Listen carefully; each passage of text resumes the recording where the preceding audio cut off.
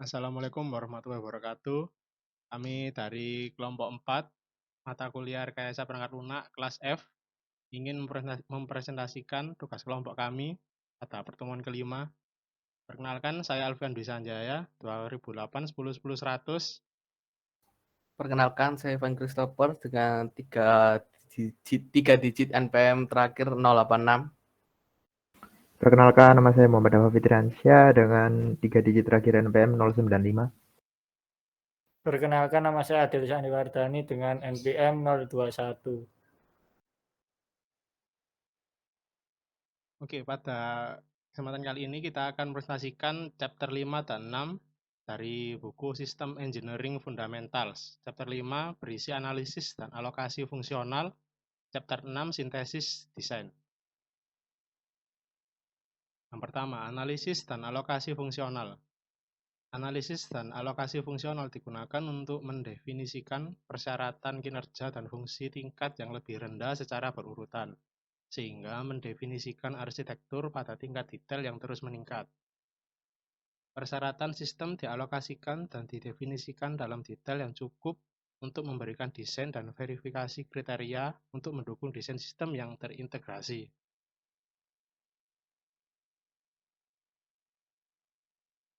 Berikut adalah proses menerjemahkan persyaratan tingkatan sistem ke dalam fungsi dan kriteria desain kinerja, meliputi yang pertama, mengidentifikasi secara berurutan tingkat yang lebih rendah tindakan apa yang harus dilakukan sistem. Yang kedua, mengidentifikasi seberapa baik fungsi harus dilakukan. Yang ketiga, mengidentifikasi dan mendefinisikan fungsional antarmuka baik secara internal maupun eksternal. Yang terakhir, mengidentifikasi pengelompokan fungsional untuk meminimalkan kontrol antarmuka.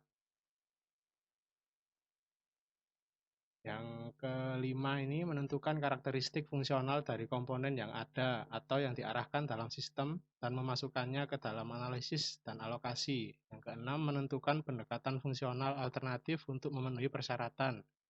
Yang ketujuh, meninjau kembali langkah analisis persyaratan untuk menyelesaikan masalah fungsional.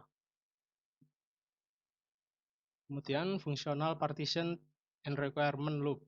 Partisi fungsional adalah proses pengelompokan fungsi yang secara logis sesuai dengan komponen kemungkinan besar akan digunakan, dan untuk meminimalkan fungsional dalam antarmuka. Ketika melakukan analisis dan alokasi fungsional, diperlukan peninjauan kembali. Hal ini disebabkan oleh munculnya masalah fungsional yang memerlukan pemeriksaan ulang dari persyaratan tingkat yang lebih tinggi. Berikut adalah output input, enablers, dan kontrol dari analisis alokasi fungsional. Outputnya menghasilkan arsitektur fungsional dan detail pendukung.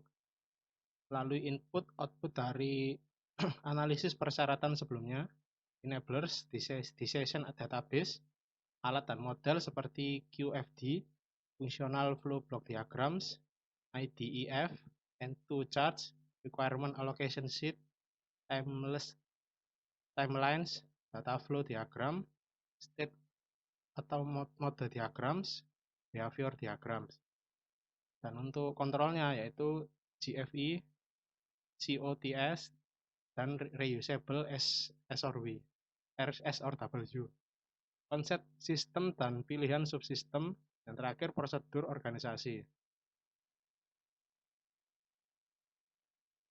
Kemudian kita lanjut ke arsitektur fungsional, yaitu dekomposisi top-down dari persyaratan fungsional dan kinerja sistem. Arsitektur akan menunjukkan tidak hanya fungsi yang harus dilakukan, tapi juga urutan logis dari fungsi dan persyaratan kinerja yang terkait dengan fungsi. Ini juga mencakup deskripsi fungsional dari barang-barang yang ada dan yang disediakan oleh pemerintah untuk digunakan dalam sistem. Ini mungkin memerlukan kebalikan rekayasa komponen yang ada. Arsitektur fungsional yang dihasilkan oleh proses analisis dan alokasi fungsional adalah paket dokumentasi terperinci yang dikembangkan untuk menganalisis fungsi dan mengalokasikan kinerja persyaratan. Ini termasuk blok aliran fungsional diagram, lembar waktu, alokasi kebutuhan lembar, diagram IDEF 0, dan semua dokumentasi lain yang dikembangkan untuk menggambarkan fungsi karakteristik sistem. Nah, berikut adalah contoh arsitektur fungsional.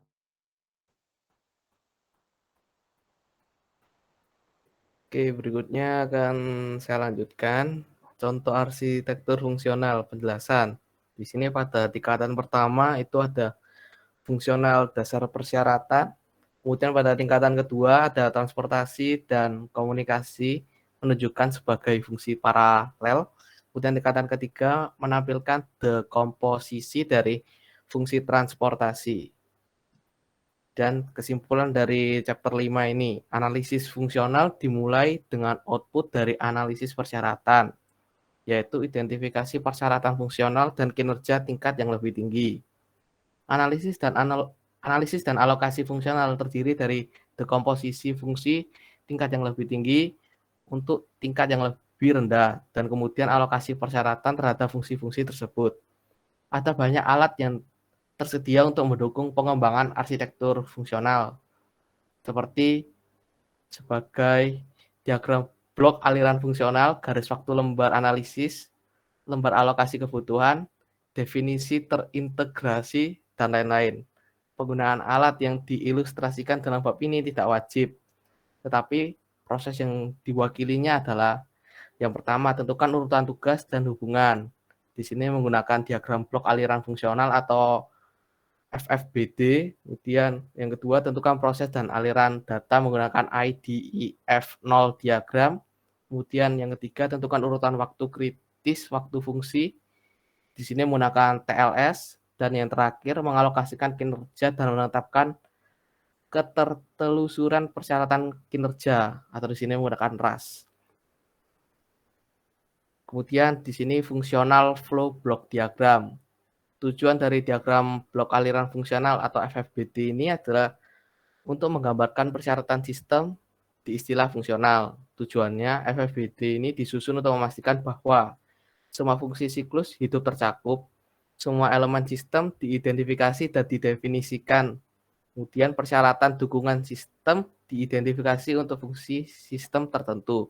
Kemudian yang terakhir, urutan aktivitas dan desain yang tepat hubungan didirikan termasuk kritis antarmuka desain. Kemudian karakteristik. FFBD berorientasi pada fungsi, bukan solusi. Bukan solusi berorientasi. Proses mendefinisikan fungsi tingkat yang lebih rendah dan hubungan pengurutan yang sering disebut sebagai dekomposisi fungsional. Ini memungkinkan ketertelusuran secara vertikal melalui level. Ini adalah kunci dalam mengembangkan arsitektur fungsional dari mana desain dapat disintesis. Kemudian di sini ada key dari FFBD attributes function block. Blok fungsi. Setiap fungsi pada FFBD harus terpisah dan diwakili oleh kotak tunggal. Selanjutnya penomoran fungsi. Setiap level harus memiliki skema angka yang konsisten dan memberikan informasi mengenai asal fungsi. Kemudian referensi fungsional. Setiap diagram harus berisi referensi ke diagram fungsional lainnya dengan menggunakan referensi fungsional. Selanjutnya ada koneksi aliran. Garis menghubungkan fungsi. Seharusnya hanya menunjukkan aliran fungsi dan bukan selang dalam waktu atau aktivitas menengah. Kemudian ada arah aliran. Diagram harus ditata sedemikian rupa bahwa arah aliran umumnya dari kiri ke kanan. Kemudian ada gerbang penjumlahan. Sebuah lingkaran digunakan untuk menunjukkan gerbang penjumlahan dan digunakan ketika N atau OR hadir. Kemudian yang terakhir ada jalur go and no go. G dan bar G digunakan untuk menunjukkan kondisi pergi dan tidak boleh. Simbol-simbol ini ditempatkan berdekatan dengan garis-garis yang meninggalkan suatu tertentu, berfungsi untuk menunjukkan jalur alternatif. Kemudian di sini ada IDEF0 atau Integration Definition for Function Modeling, adalah teknik permodelan umum untuk analisis, pengembangan, rekayasa ulang, dan integrasi sistem informasi, proses bisnis, atau analisis rekayasa perangkat lunak. IDEF0 secara grafis mampu mewakili berbagai macam bisnis, manufaktur, dan jenis operasi perusahaan lainnya untuk setiap tingkat detail. IDEF0 adalah model yang terdiri dari hierarki rangkaian diagram teks, dan glosarium yang saling merujuk satu sama lain. Dua kawan utamanya adalah fungsi dan ada data dan objek yang menghubungkan fungsi-fungsi tersebut. Biasanya diwakili oleh panah. Kemudian di sini adalah contoh dari IDEF0 dalam box format. Dan yang di sini ada contoh IDEF0 dalam diagram format. Kemudian di sini ada timeline analysis sheet. TLS atau timeline analysis sheet digunakan untuk menulis durasi dari berbagai fungsi. TLS mendefinisikan konkurensi, overlapping, dan sequential relationship dari fungsi dan tugas. TLS juga termasuk tujuan dari fungsi dan karakteristik kinerja secara detail dan kendala desain. TLS mengidentifikasi kinerja kuantitatif dan kualitatif persyaratan. Di sini ada contoh dari TLS.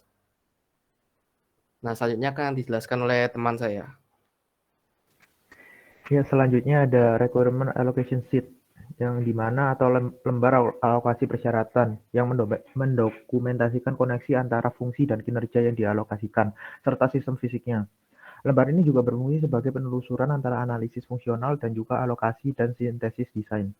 Lembar ini adalah alat utama dalam menjaga konsistensi antara arsitektur fungsional dan desain. Nah, ini adalah contoh lembar alokasi persyaratan.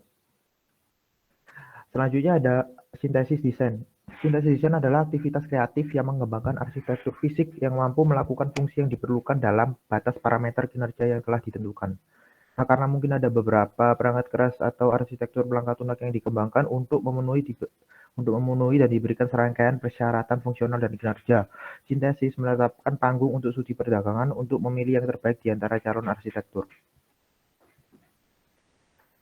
Nah, di sini ada sintesis desain. Yang pertama, output yang dihasilkan ada arsitektur fisik, termasuk elemen produk dan kode perangkat lunak, dan ada decision database. Dari input sendiri ada arsitektur fungsional, dari enable ada IPTS, decision database, automated tools, dan models. Dari control ada GFE, COTS, dan reusable SW. Kedua ada konsep sistem dan pilihan subsystem. Yang terakhir ada prosedur organisasi. Ya, selanjutnya ada karakteristik. Arsitektur fisik adalah istilah tradisional. Meskipun demikian, hal itu termasuk elemen perangkat lunak serta elemen perangkat keras. Berikut karakteristik arsitektur fisik. Yang pertama, ada korelasi.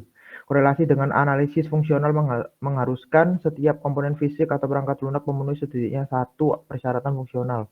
Meskipun setiap komponen dapat memenuhi lebih dari satu persyaratan. Yang kedua ada arsitektur, dibenarkan oleh studi perdagangan dan analisis efektivitas.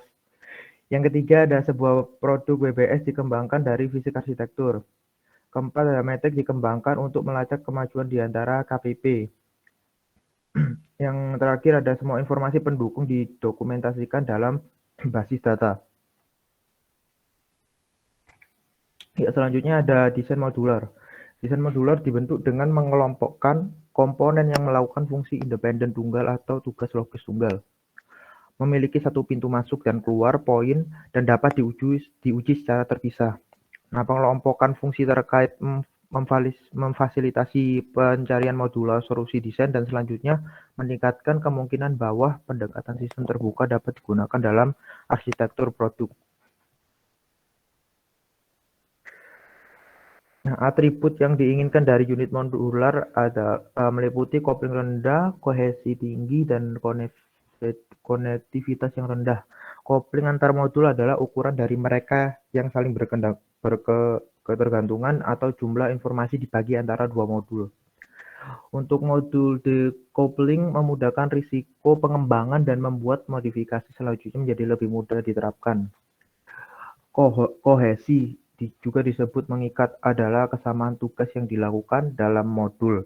Kohesi yang tinggi diinginkan karena memungkinkan penggunaan komponen yang identik atau serupa, atau untuk penggunaan komponen tunggal untuk melakukan banyak fungsi. Selanjutnya ada desain loop.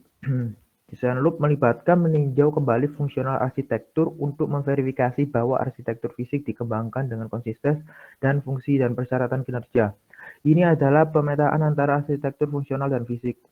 Selama sintesis desain, evaluasi ulang analisis fungsional mungkin disebabkan oleh penemuan masalah desain yang memerlukan pemeriksaan ulang dekomposisi awal, alokasi kerja, atau bahkan persyaratan tingkat yang lebih tinggi.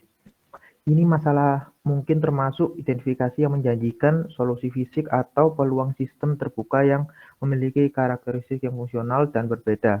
Dari itu diramalkan oleh arsitektur fungsional awal persyaratan. Selanjutnya ada synthesis tools, yaitu alat pemodelan yang digunakan untuk mendukung dan mendokumentasikan upaya desain. Perangkat seperti ini, studi perdagangan mendukung keputusan untuk mengoptimalkan solusi fisik. Lembar alokasi persyaratan memberikan keterlusuran ke fungsional dan persyaratan kinerja. Deskripsi sederhana seperti konsep description sheet atau CDS membantu memvisualisasikan dan mengkomunikasikan konsep sistem. Logika model seperti diagram blok skema menetapkan desain dari keterkaitan dalam sistem. Automate Engineering Management Tools seperti Computer Aided Design atau CAD, Computer Aided System Engineering atau CASE, dan Computer Aided Engineering atau CAE dapat membantu mengatur, mengordinasikan, dan mendokumentasikan upaya desain. Nah, selanjutnya akan dilanjutkan oleh teman saya.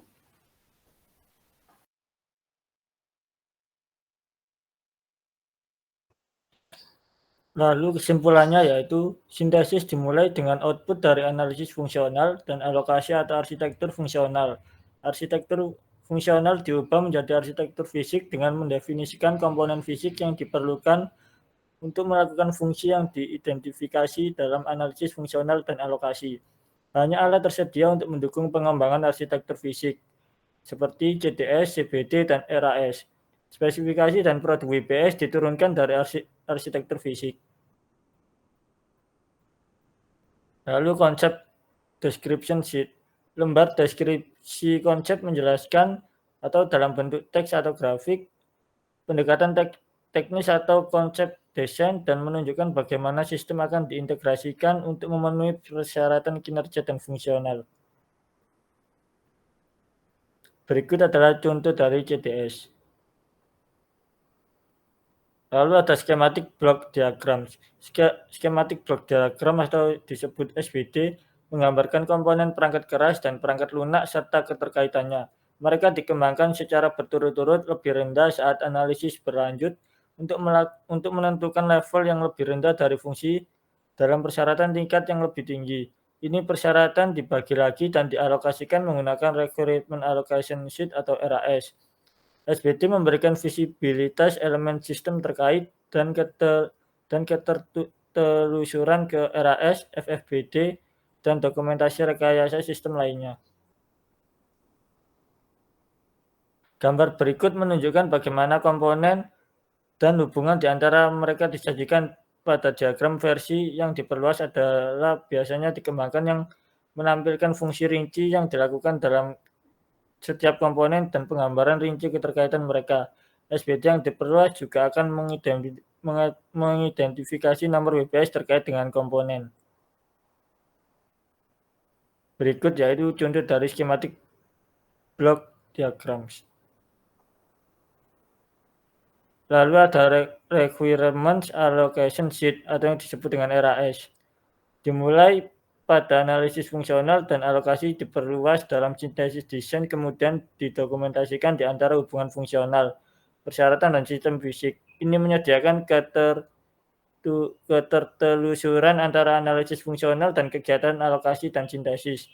Selain itu, ini adalah alat dalam menjaga konsistensi antara fungsional arsitektur dan desain yang didasarkan pada hal tersebut.